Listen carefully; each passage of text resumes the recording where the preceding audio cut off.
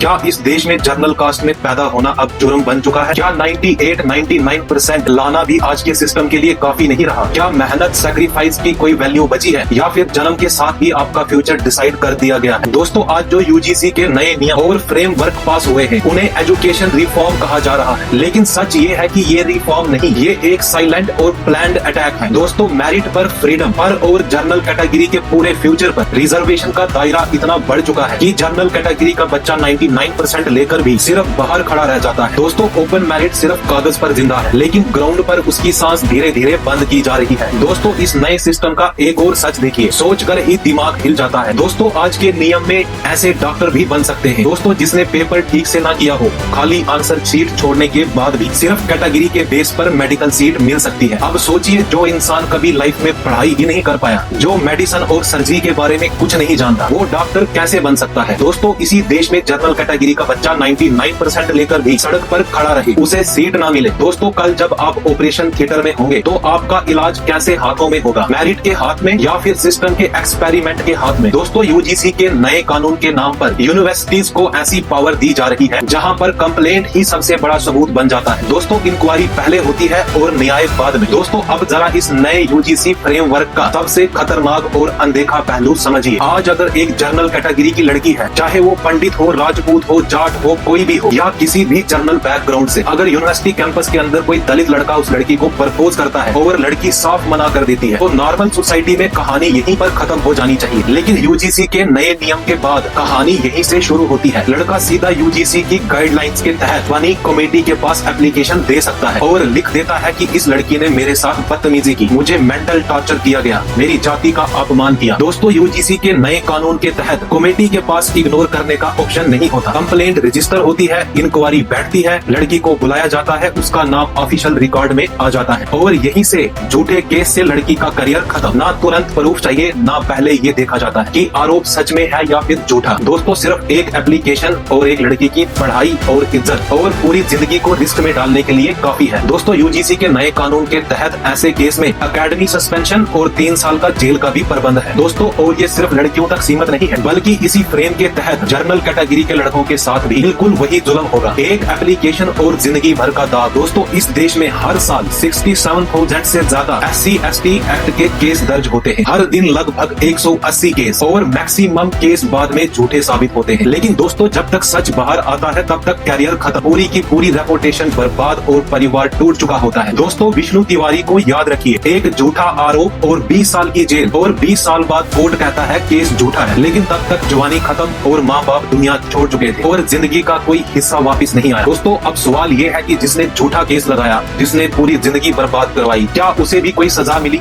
नहीं, क्योंकि कानून सिर्फ एक ही तरफ है, वो है SC/ST। दोस्तों, आज जनरल कैटेगरी का चाहे वो लड़का हो या फिर लड़की, ना कैंपस में सेफ है और ना ही करियर में सेफ है। क्या ये है नए भारत का मॉडल, जहाँ पर मेरिट का मजाक बन चुका है और मेहनत एक सजा? दोस्तों, और दो बीजेपी को वोट और आपको मिलेगी खुली सपोर्ट। बीजेपी को ये भी सोचना चाहिए था कि दलित इस देश में सिर्फ 15 से 16% है और ओपन मेरिट वाले 30% से ज्यादा है। और मोदी जी तो बूढ़े हो चुके हैं, उनकी फैमिली में बच्चा नहीं, बीवी नहीं, कोई घर में है ही नहीं भाई। वो किसी का भी करियर खा सकते हैं, उनके दिल के अंदर इमोशंस नहीं है, वो सिर्फ अपनी कुर्सी के लिए ये सब कानून तो बना चुके हैं, बट उनको ये नहीं पता कि अगली जब बारी आएगी तब ये कुर्सी उन्हें नहीं मिलेगी। और ये मैं गारंटी के साथ बोल रहा हूँ, नेक्स्ट टाइम जब भी वोटिंग होगी मोदी जी को कुर्सी छोड़नी पड़ेगी। आज तक हमने बीजेपी को बहुत सपोर्ट किया, but next time Modi ji you can. भाई, ऐसा देश है ये हमारा इंडिया, पाकिस्तान से भी गंदी हालत हो चुकी है, मतलब कि बता नहीं सकते कुछ भी। दलित परिवारों के साथ जुल्म हुआ है भाई, मेरे बाप ने नहीं देखा वो जुल्म। जब मेरा बाप पैदा हुआ तब उसने भी जुल्म नहीं देखा भाई, मैंने अपनी लाइफ में नहीं देखा।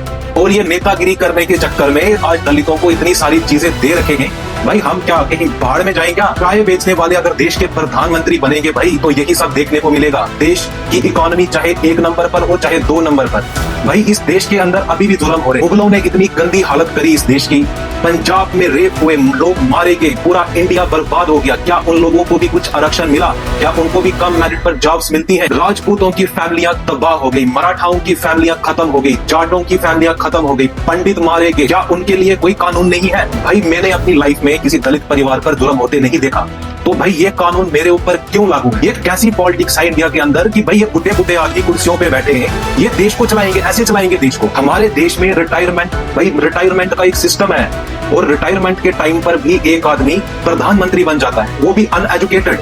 भाई पढ़े लिखे लोग कहाँ पे मरे हुए हैं? ध्यान से सोचने वाली बात है भाई। पंडितों को, राजपूतों को, मराठाओं को, जितने भी ओपन कैटेगरी में आते हैं, ऐसा ही सिस्टम रहा तो भाई आने वाले टाइम में ना हमारी बहनें सेफ होंगी, ना हमारी फैमिली सेफ होगी, ना हम लोग सेफ होंगे। और ऐसी सरकारों को बिल्कुल नेक्स्ट टाइम के लिए वोट बिल्कुल नहीं दीजिएगा।